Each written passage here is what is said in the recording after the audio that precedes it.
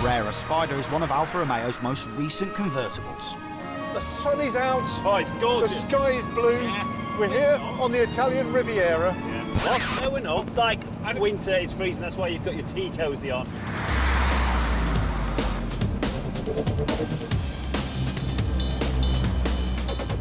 This is currently the last in a long line of Alfa Spiders. They're built for drivers, they're built for car enthusiasts, aren't they? I mean, look, the attention to detail on the interior. It's got a horn, it's got hazards, it's got a start-stop button. If you press stop, does it do anything at speed? Get off. I tell you what. Stop You've got a stop button.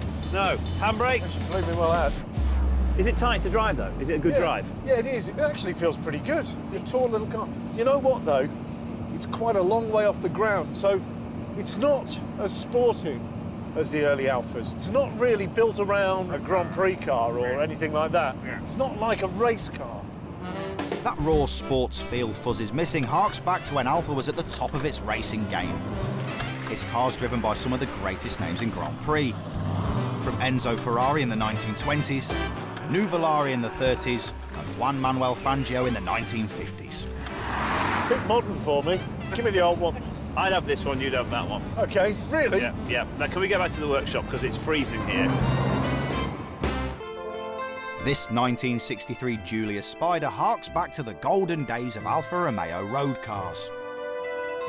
Renowned for exhilarating handling and peppy engines, the Giulia Spider also boasted svelte bodywork by the great Pininfarina. When it launched, the motoring press salivated, describing the little Alfa as probably one of the most delightful small sports cars which will ever be produced. With a top speed of nearly 110 miles per hour, the Giulia was a genuine sports car.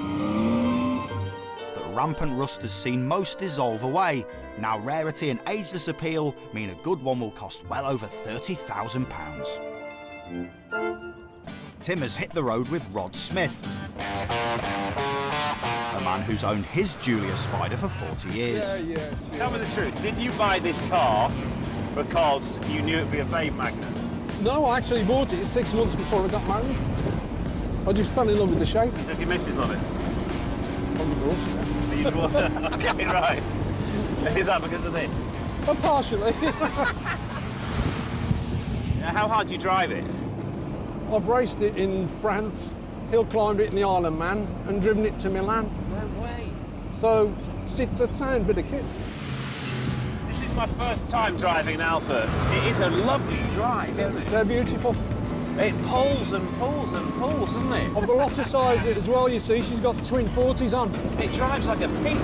Yeah, I've got a power with an E-Type. I actually prefer this. I've driven MGAs, I've driven, you know, all those cars. You can drive this car like a modern car. I'm not giving any consideration to the gearbox or to the clutch at all. It's absolutely rock solid.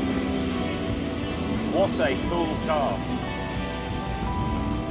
The curvy Alfa Romeo Giulia convertible was a masterstroke of 60s Italian design flair, oozing Gran Turismo elegance from every detail.